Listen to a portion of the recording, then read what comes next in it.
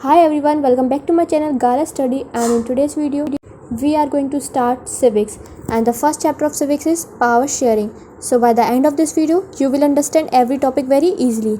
So without wasting many more time, let's start. सबसे पहले इस चैप्टर का थोड़ा सा ओवरव्यू देख लेते हैं.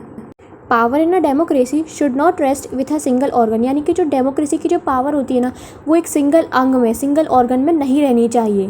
Intelligent sharing of power among legislature, executive and judiciary essential, यानी कि हमको इंटेलिजेंटली जो है पावर को लेजिस्लेटिव, एग्जीक्यूटिव, जुडिशरी में बांटनी चाहिए, और ये बहुत ज़्यादा इंपॉर्टेंट होता है. ये जो चैप्टर है ये बताता है power sharing through case study of Belgium and Sri Lanka. सबसे पहले जानते हैं बेल्जियम के बारे में. तो जो बेल्जियम की लोकेशन है ना, ये एक स्मॉल यूरोपियन कंट्री है जिसके बॉर्डर फ्रांस, नीदरलैंड, जर्मनी और लग्जमबर्ग से जुड़े हुए हैं. इसकी पॉपुलेशन अबाउट 1 करोड़ है, हरियाणा के सिमिलर. अगर हम इसका एथनिक कॉम्पोजिशन देखें तो जो फ्लेमिश रीजन है 59% लोग वहाँ पे डच स्पीकिंग है, और वेलोनिया रीजन में 40% फ्रेंच स्पीकिंग है.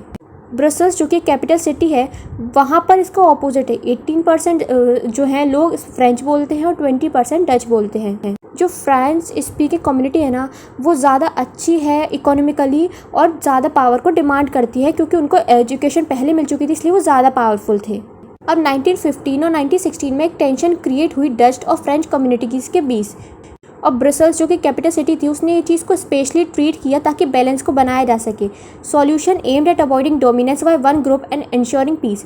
सॉल्यूशन का ये मोटिव था कि डोमिनेंस किसी एक ग्रुप का अवॉइड किया जाए और पीसफुल लाइफ सब लोग जिए, पीस रहे, और दोनों जो ग्रुप है उनको इक्वली राइट्स. अब जानते हैं श्रीलंका की केस स्टडी को. ये एक आइलैंड नेशन है जो तमिलनाडु के पास में है. इसकी जो पॉपुलेशन है वो 2 करोड़ के आसपास है. इसका अगर एथनिक कंपोजिशन देखें तो जो सिन्हाला स्पीकर्स है वो 74% है, जो कि मोस्टली बुद्धिस्ट हैं.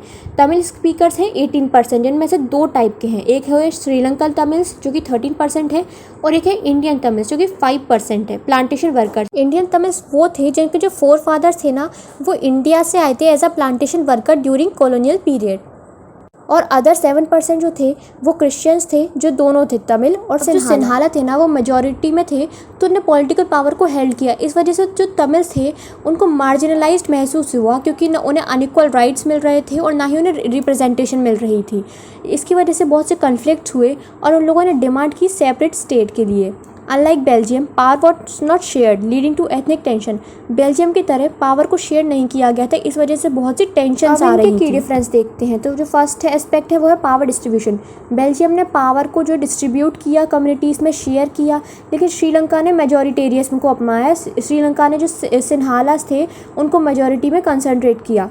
Ethnic treatment. बेल्जियम में सबको इक्वल पावर शेयरिंग मिली ताकि कोई कॉन्फ्लिक्ट्स को अवॉइड किया गया, लेकिन श्रीलंका में मेजॉरिटी डोमिनेंस की वजह से मार्जिनलाइजेशन कॉज हुआ, और इसका आउटकम ये निकला कि बेल्जियम में स्टेबिलिटी और पीस हुआ थ्रू अकोमोडेशन, और श्रीलंका में कॉन्फ्लिक्ट्स और सिविल वॉर हुए ड्यू टू एक्सक्लूशन.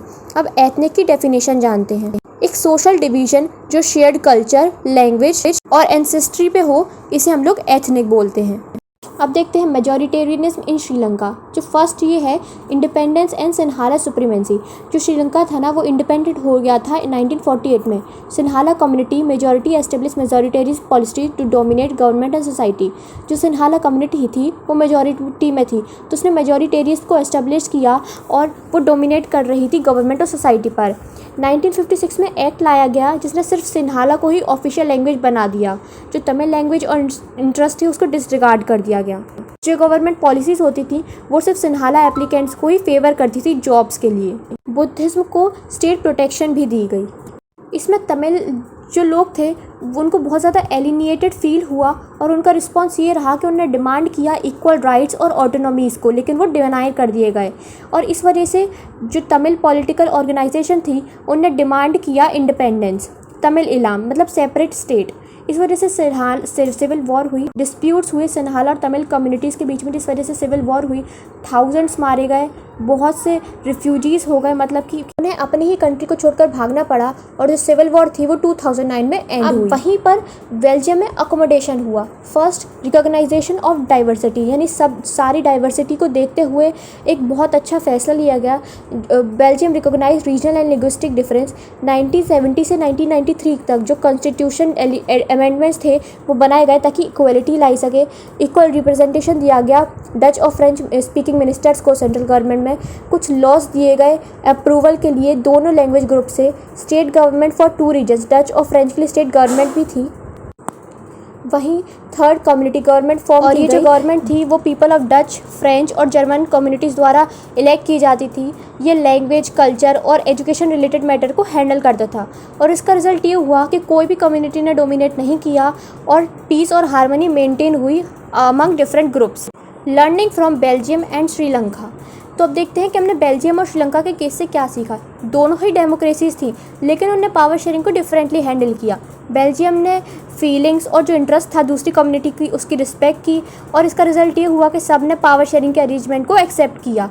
और वहीं श्रीलंका ने मेजोरिटी ने ट्राई किया कि वो डोमिनेट कर सके दूसरी के ऊपर और पावर शेयर करने से मना कर दिया। इस वजह से बहुत से कन्फ्लिक्ट हुए और अंडरमाइंड। अब देखते हैं why power sharing is desirable. इसके 2 रीज़न है, प्रूडेंशियल रीज़न और दूसरा है मोरल रीज़न। तो प्रूडेंशियल रीज़न जो है वो है कि ये कॉन्फ्लिक्ट्स बिटवीन सोशल ग्रुप्स को रिड्यूस करता है।